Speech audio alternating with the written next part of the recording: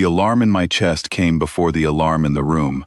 My hearing picks up heartbeats before it picks up words, and the moment the door opened, every heart around me jumped at once, mine included. Something large had entered the room, and my body knew it before my mind caught up. I am Enos, and I was born on a world far from Earth, sent here on an exchange program to study with humans, because my people wanted to understand the species that had clawed its way to the stars faster than anyone expected. That morning, in a plain classroom with soft lights and rows of desks, I learned more about humans in 10 seconds than I had in 10 months. The class was called Extinct and Near Extinct Species of Earth. Professor Lyle stood at the front, calm as always, while 40 of us from a dozen different worlds sat waiting for the final presentations to begin. We had all studied the same list: passenger pigeons, thylacines, dodos, and near the middle of that list, marked in bold letters that none of us questioned, was one line that read "Confirmed Extinct, the Gray Wolf, year 2071. I had written a report on that line.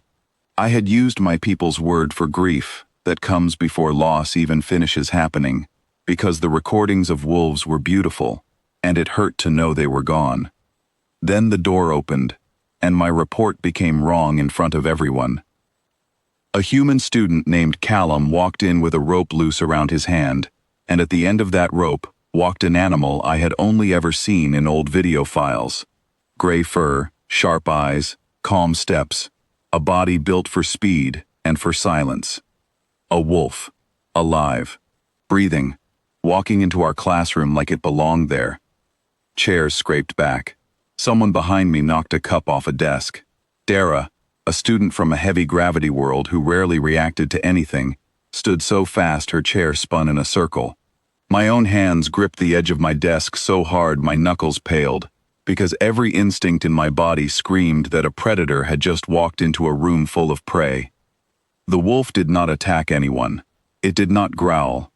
It walked beside Callum, sat when he stopped, and looked around the room with an expression that seemed almost bored, as if 40 terrified students from across the galaxy were the least interesting thing it had seen all week. Professor Lyle did not look surprised.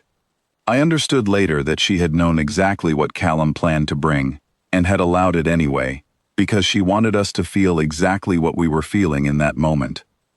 Callum waited until the room settled before he spoke. He did not raise his voice. He did not need to. He said that the wolf beside him was named Nessa, that she was 4 years old, and that according to every file we had studied, she was not supposed to exist. He explained that in the year 2071, wild wolves had dropped to a number so small that extinction seemed certain. A dozen animals left in careful captivity, no free population left in the forests, a future that looked like it had already ended. Someone recorded that number in a database, and every world that later studied Earth copied that same number from each other, never checking if it had changed. It had changed. It had changed a great deal. Callum told us that humans argued for decades about what to do next. Some wanted wolves gone completely, worried about their farms and their herds. Others wanted them back in the wild at any cost. Governments changed their minds more than once. Court cases dragged on for years. Nothing about the process was quick, and nothing about it was easy. But somewhere in the middle of all that arguing, a small group of people began breeding wolves back from those last dozen animals. They released them slowly, valley by valley, forest by forest. They failed more than once. Wolves died from disease, from hunters who broke the new laws, from simple bad luck. Each time, the people working on it tried again, instead of giving up.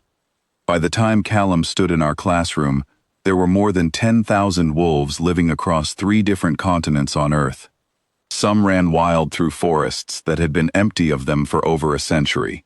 Others, like Nessa, lived closely with humans, trained to guard herds of sheep and cattle instead of hunting them, a strange peace built between predator and farmer that neither side had trusted at first. Our database still listed the species as extinct. It had never been corrected. 100 years of mourning something that had quietly come back to life.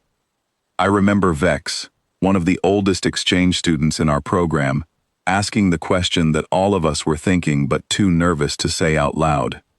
He asked why any species would spend so much effort bringing back a creature that could hurt them. Callum crouched down next to Nessa and rested his hand flat against her side, the same way you might check that something you cared about was still breathing. He said that humans were the reason wolves had almost disappeared in the first place, so humans felt it was their job to fix what they had broken. He said that for his people, extinction was not something that just happened to you, like weather. It was closer to a debt, something owed, and someone eventually had to pay it. He said his people decided they would rather be the ones paying that debt than leave the problem for the next generation to deal with.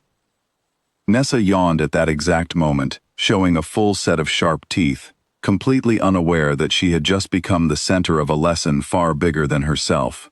A few students flinched. I did not blame them.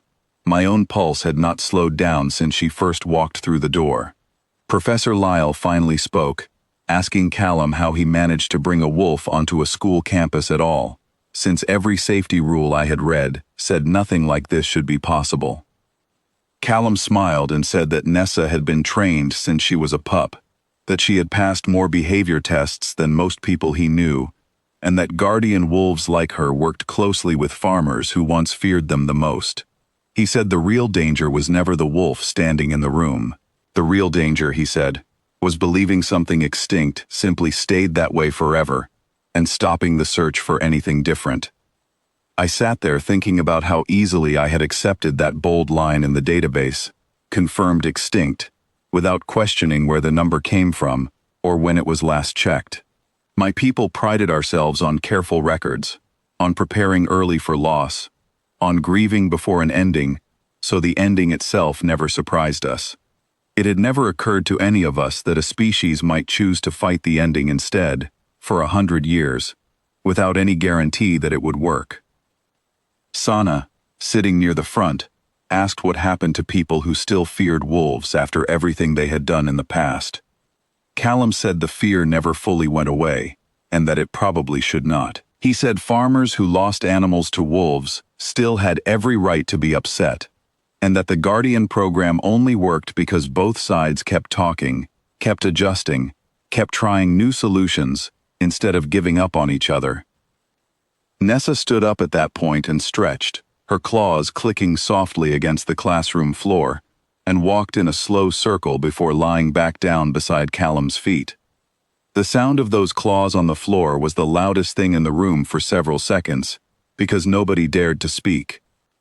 Professor Lyle asked the class to update their reports before the end of the day, and I understood immediately that my entire report needed to be rewritten from the very first line. I had used the word threnvasa for wolves, our word for grief, that starts before the loss is even finished.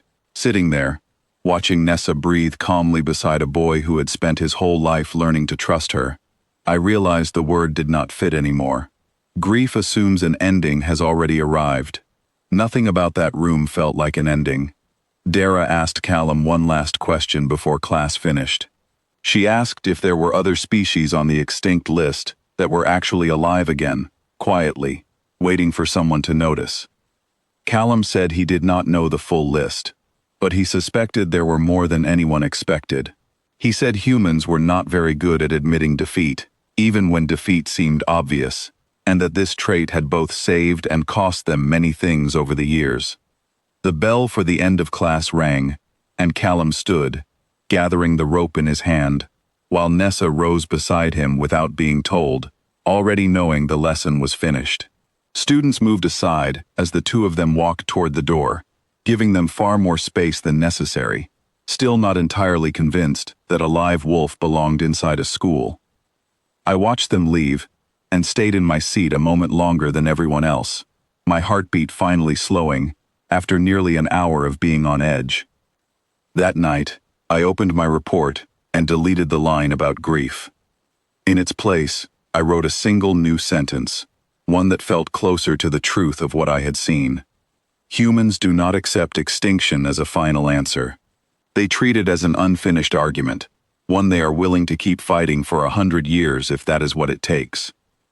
I saved the file and sat quietly for a while, thinking about how a single wolf walking calmly into a classroom had done more to change my understanding of an entire species than a full year of lectures ever had.